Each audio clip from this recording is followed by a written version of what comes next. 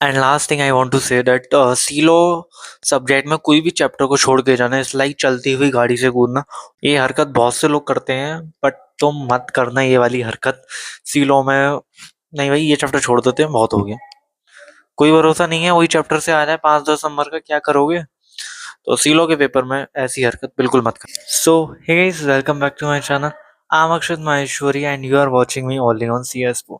So in this video I'm going to share company law strategy कि हमें company law को किस तरीके से रिवाइज करना चाहिए, कौन से चैप्टर पहले करने चाहिए, कौन से बाद में करने चाहिए, ईच एंड एवरीथिंग, जिससे तुम्हारी काफ़ी ज़्यादा हेल्प होगी। एंड ऐसी गलतियां के बारे में बताने वाला हूँ जो मैंने की थी, तो मत करना।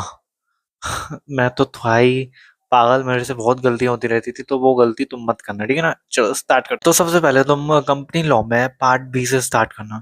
सी पार्ट बी जितना छोटा है उतना ही ज्यादा scoring marks, scoring subject, scoring part है।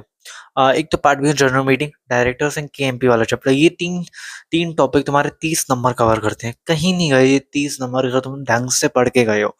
तो सबसे पहले है ना, अपना पार्ट भी अच्छी तरीके से रिवाइज करना, उसके हैंड रिटन नोट्स से याद करना। जैसे लाइक मैंने तो शुभम अब्बासर से पढ़ा था, तो मैंने उन्हीं के हैंड रिटन नोट्स वगैरह फॉलो किए थे, तो काफ़ी ज़्यादा हेल्पफुल हुए थे। उनके हैंड रिटन बहुत ज़्यादा कंसाइज होते हैं, बहुत ज़्यादा समराइज होते हैं, और उसमें पूरा कंटेंट होता है मॉड्यूल का। ये तीन चीज़ें मुझे उनके हैंड रिटन सबसे ज़्यादा अच्छी लगती हैं, मतलब मिक्सचर है उनके हैंड रिटन नोट्स, तो वही फॉलो करना। मैंने भी एंड टाइम पे वही एंड टाइम पे नहीं, मतलब जब हम क्या बोलते हैं, पूरे टाइम भर मैंने वही फॉलो किए थे, उससे काफ़ी ज़्यादा हेल्पफुल हुई थी। एंड रही बात, देखो पेपर का क्या सीन है, अगर तुम्हें सेक्शन कुछ ऐसे हैं जो तुम्हें मैंडेटरी पता होनी चाहिए कि भाई इसका ये सेक्शन है।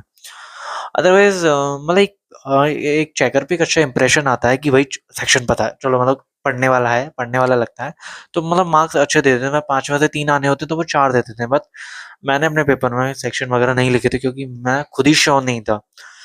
मैं कभी मुझे लगता था इसका 97 है, फिर मुझे लगता था इसका 98 है। भाई अगर तुमने सेक्शन गलत लिख दिया, तुम्हारा provision, fact of the case, conclusion, कुछ सब कुछ सही हो, लेकिन तुम्हें जीरो मिलना है एंड में, जस्ट बिकॉज तुमने सेक्शन गलत किया। तो सेक्शन तभी लिख के आना पेपर में जब तुम श्योर हो कि भाई ये इसका यही सेक्शन है और कुछ नहीं है। तो मैंने तो सेक्शन अवॉइड करे थे, बट अगर मैं लिखता तो मुझे और ज्यादा मार्क्स मिलते, तो सेक्शन लिखने में ये फायदा होता है। एंड हम पार्ट पी में जो हमारे ड्राफ्ट हैं और जो रिजोल्यूशन है भाई, वो भाई करके जाना। जस्ट लाइक पहले ये चैन चली आ रही थी कि ड्राफ्ट्स और रिजोल्यूशन मतलब ऑप्शनल में आते हैं, 10 नंबर में आते हैं ऑप्शनल में। बट जून 2025 में ऐसी ऐसी चैनें ब्रेक हुई है ना पेपरों में, पूछो मत। तो ये चैन भी ब्रेक हो गई थी।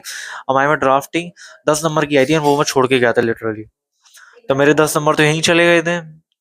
तो भाई ड्राफ्टिंग, तुम बिल्कुल ड्राफ्टिंग वाला जो पार्ट है सीलो में, वो अच्छी तरीके से करके जाना। एंड मॉड्यूल के ही वो आ जाते हैं, मॉड्यूल में उसका फॉर्मेट वगैरह है, तुम वही फॉलो करना।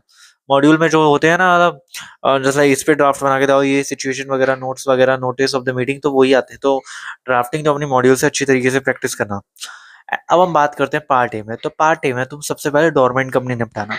सी, अब कहेंगे डोरमेंट कंपनी में ऐसा है क्या हम पढ़े? ऐसा उसमें पढ़ने वाला ज्यादा कुछ है भी नहीं, बट वो स्कोरिंग है।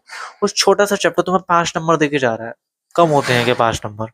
छोटा सा चैप्टर है भाई, 5 नंबर को। ऐसे बड़े बड़े चैप्टर हैं जो 3 नंबर देके जाते हैं, तो भाई किस में फायदा है? पहले वही करो ना। तो गवर्नमेंट कंपनी करके जाना तो बहुत फायदा है। छोटा सा चैप्टर है, 5 नंबर तुम्हें कहीं नहीं जाएंगे, तुम्हारे 5 नंबर आराम से मिल जाएंगे।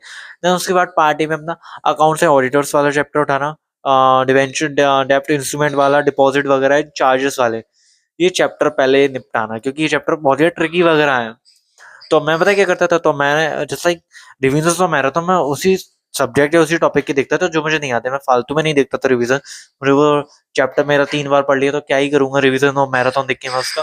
तो वो मैंने रिवीजन और मैराथन से रिवाइज करे थे वो चैप्टर, फिर हैंड रिटन नोट से करे, फिर एक बार मॉड्यूल उठा के देख ली। हाँ भाई सारे सेक्शन कवर हो रहे हैं, कोई रह तो नहीं गया। तो ऐसे करके करना, और बाकी के रेस्ट ऑफ द चैप्टर फिर उसकी बात करना। तो सीलों को तुम 3 पार्टों में बांटो। पहले पार्ट बी निपटाओ, फिर पार्ट ए में इंपोर्टेंट चैप्टर्स पहले निपटाओ जो उसका वेटेज अच्छा है और जो छोटे छोटे हैं। देन उसके बाद पार्ट ए के रेस्ट ऑफ द चैप्टर निपटाओ। And focus on drafting. जो ड्राफ्टिंग वाला पार्ट है उसमें मैं अगेन कह रहा हूँ फोकस करना, क्योंकि कुछ नहीं पता तो मैं 40 नंबर में वही आ जाए। वो तो कहेंगे ना सिलेबस में है, सिलेबस कहने को तो कह देंगे सिलेबस में, तुमने नहीं पढ़ा, हमारी थोड़ी ना गलती।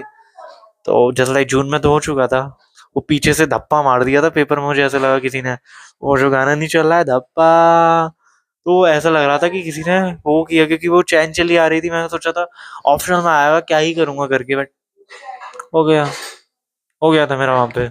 सीन तगड़ा वाला। तो तुम्हें ये सारी गलती मत करना। तो एंड सी लो भाई, एनडीटी नोट्स से याद करना। मैंने तो शुभम अब्सर के नोट्स फॉलो किए थे। अगर तुम्हें उनके नोट्स और चार्ट्स वगैरह की लिंक चाहिए तो वो डिस्क्रिप्शन में है, तो वहां से जाके डाउनलोड वगैरह कर लेना। And last thing I want to say that सीलो सब्जेक्ट में कोई भी चैप्टर को छोड़ के जाना इट्स लाइक चलती हुई गाड़ी से कूदना। ये हरकत बहुत से लोग करते हैं, बट तुम मत करना ये वाली हरकत सीलो में। नहीं भाई, ये चैप्टर छोड़ देते हैं, बहुत हो गया। कोई भरोसा नहीं है, वही चैप्टर से आ जाए 5-10 नंबर का, क्या करोगे? तो सीलो के पेपर में ऐसी हरकत बिल्कुल मत